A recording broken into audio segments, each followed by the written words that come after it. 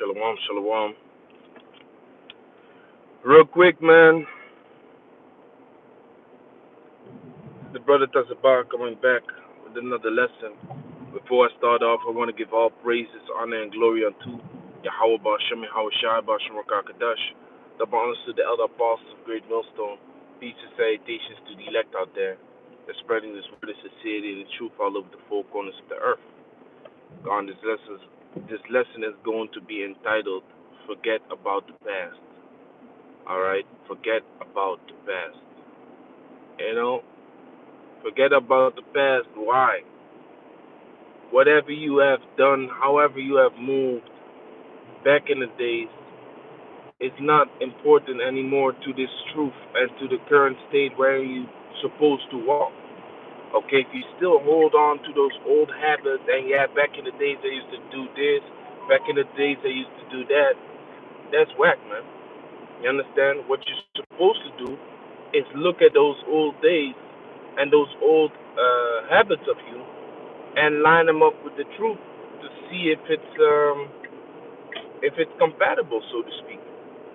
Okay, because nobody came into this truth perfect or acceptable in the eyes of the Most High. None of us came in this truth acceptable. You know, I remember back in the days when I was speaking to this woman and her brother, and the woman. That woman knows the truth, or maybe at that time knew the truth. I don't know how. You know, she's dealing with it right now, but at that time she was, you know, moving in the truth, praying to Yahweh Shem Shai. And then her brother, which to me was a pretty spiritual guy too. You know, you could see something in his eyes that, you know, he has something that he might understand. So, but he was a rapper, you know, doing things left and right. So I asked her, like, did you ever tell your brother about this truth? She said, nah, because he's not that type. I said, but you don't decide what the type is, what the type of man the Most High chooses to come into this truth.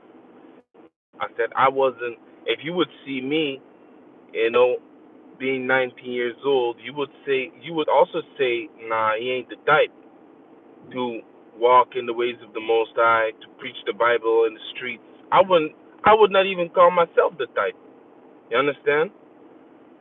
But guess what? You cannot say what the Most High has chosen and what the Most High has not chosen, because along the way, coming into this truth, you have to put off that old man.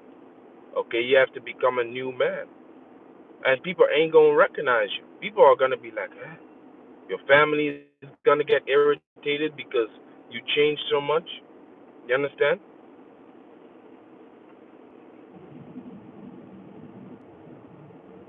So the scripture says this.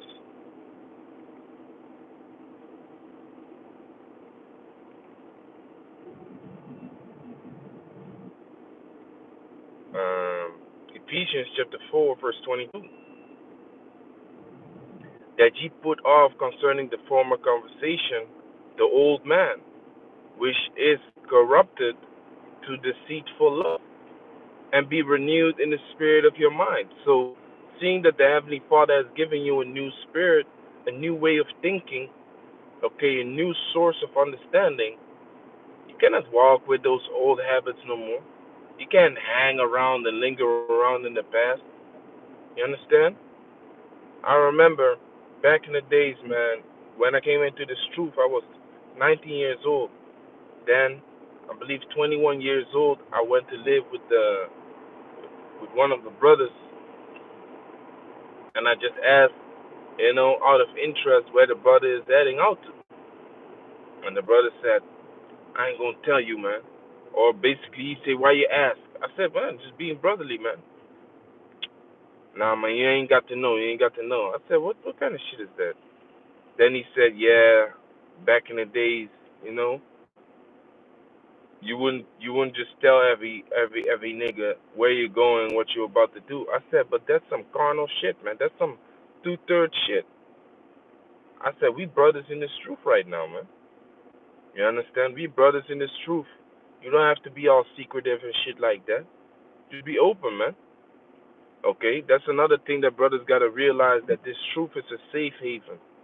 Okay? It's a safe space. Now, of course, you have brothers that you share more personal information with than others, but really, you don't have to worry about a thing, man.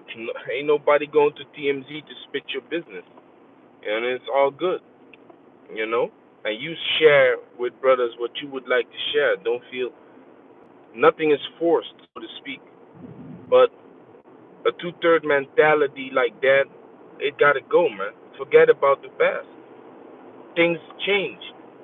Things don't work like that no more. You're in this truth now, okay?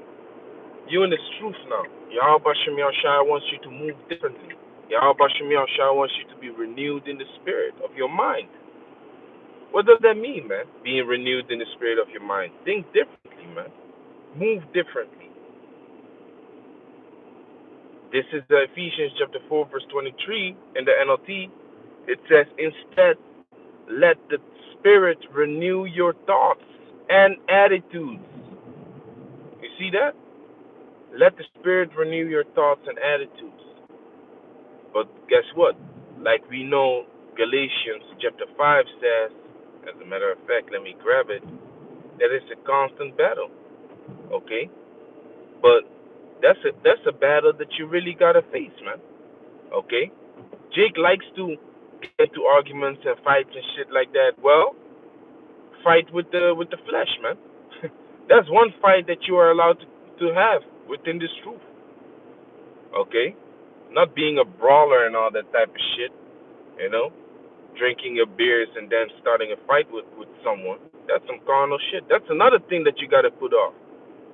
Yeah, back in the days we would just have street brawls. Okay, keep that in the back of the days. Keep it over there. Okay? You might end up in a brotherhood full of fighters, or a brotherhood that's strong brothers, okay, strong camp. But that don't mean you gotta look for trouble, man.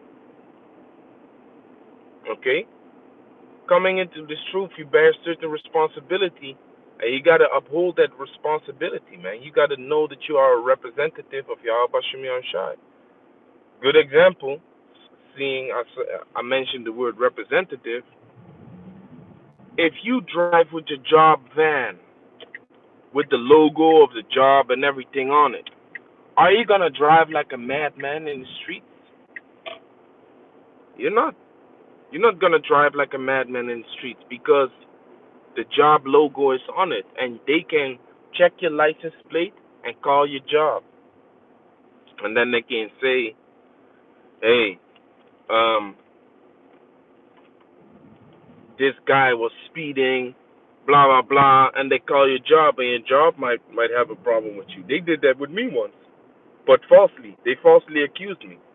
I was close to a school in my job van, and then I just drove off easily. I just drove off easily, and then the school or some people around the school, they called my job, and then I got someone on the phone of my job, and they said, yeah, you was acting crazy, driving crazy around the school area, unacceptable, blah blah. I said, I never did that. I never did that. That's crazy. But that's just to show you, like, you are a representative of a company. If you move a little bit crazy, or you doing some stupid shit, or you wearing the job uniform, you get yourself in some trouble, man. Okay, now the same thing goes for Yahweh Shemion Shai, man. Okay? Actually, all things that apply to how you should move for a boss, or for, you know, for your job, if you would do it just accordingly, because you're doing your job for Esau, so of course you're gonna be, vexed while doing it. But actually, all things that you do for your Yahweh Shemion Shai should line up like how you do it for your job. That means being punctual also. You understand? You're punctual. You punctual for Esau. You're punctual for your job. If Esau tells you, like, listen, man, This is the last time you're gonna be late. Otherwise, I'm gonna fire your ass. Guess what? You're gonna be punctual, man. You are going to be punctual. But if uh, if you always late to the camp and shit like that, you don't really take it serious. How does that look in the sight of the Most High? How do you think that looks in the sight of the Most High, man? Okay, the Lord wants you to be punctual too. The Lord wants you to be on point too. Okay, why you let your brothers already grind in the streets, teaching in the highways and byways, and you come 2 hours later? That's not brotherly love, man. You understand? So the Galatians, and then I'm gonna close it out. This is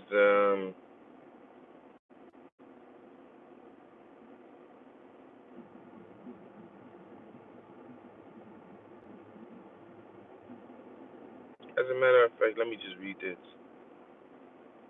Um, Galatians 5:25. If we live in the Spirit, let us also walk in the Spirit. So if you have received the Spirit of Yahweh Shem Yahushai to understand and deal with this truth, also walk in it, man. You can know all scriptures, but if you don't apply them, if you actually walk as a carnal as nigga, then why you have these scriptures? That's Ikari stuff, man. Half holy. What does it say? Half hood, half holy.